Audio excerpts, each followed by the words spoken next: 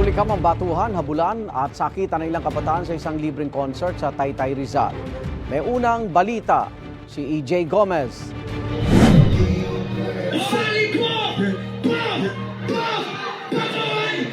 Sa gitna ng libreng pa-concert sa Barangay San Juan, Taytay, Rizal noong Sabado, nagkarayot ang ilang kabataan.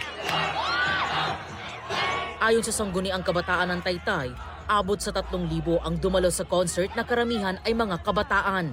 Kita sa video ang pagbato sa isang nasirang plastic barrier. May nag-flying kick, may naghabulan, at nambato ng bote. Nakapanayam natin ang ilang saksi na mga menor de edad na pinayagang humarap sa media ng kanilang magulang o guardian. Sabi nila, karamihan ng mga pumunta sa concert ay mga grupo-grupong kabataan. Nagkasiksikan daw sa concert grounds na posibleng pinagmula ng gulo. Una po, akala namin chill lang. Tapos nagbigla po nagkagulo eh. Yung pagkakanta po ng isa naming idol.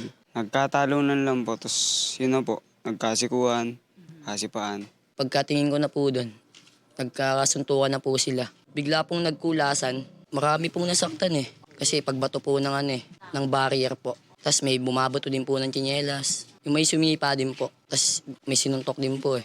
Sa pool sa video, ang pagtalon at pagdaga ng isang lalaki sa isa pang lalaking nakahiga sa sahig. Kita rin ang ilang umawat at tinulungan ng lalaki. Fighting stand lang po. Tapos pag flying kick niya, parang dumaplis lang po, tapos sinuntok po siya sa ulo, kaya po siya nakakapit sa ulo niya. Tapos ayun na nga po, tapos naghahabulan na nga po sila.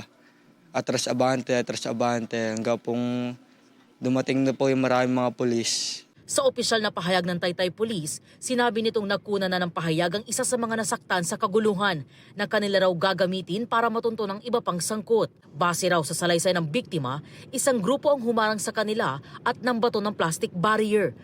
Rumesbak naman daw ang grupo at doon nagsimula ang riot. Pinagtulungan daw bugbugin ang naiwang biktima matapos magpulasan ng mga tao sa concert grounds.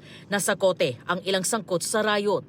Patuloy naman ang investigasyon ng Taytay Police sa insidente. Ito ang unang balita. EJ Gomez para sa GMA Integrated News. Igan, mauna ka sa mga balita, mag-subscribe na sa GMA Integrated News sa YouTube para sa iba't ibang ulat sa ating bansa.